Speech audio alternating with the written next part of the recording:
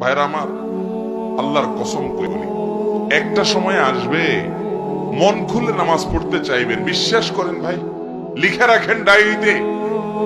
আপনাকে যদি আল্লাহ হায়াতে বাঁচিয়ে রাখেন, যুবক ভাইয়েরা, তরুণ ভাইয়েরা, একটা বয়স আসবে মনে চাইবে একটু রবকে মন খুলে সেজদা দেই, একটু লম্বা করে রুকু করি।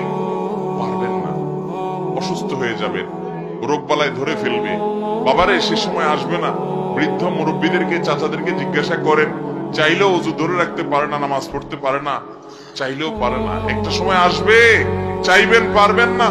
নামাজটাকে সুন্দর করেন, সময় মতো পড়েন, অনেক রাকাত নামাজ পড়বেন, নফল নামাজ পড়বেন। এটার চেয়ে উত্তম হলো ফরজটা পড়লেন, মূল সুন্নত গুলাই পড়লেন, কিন্তু ধীরস্থিরতার সাথে পড়লেন।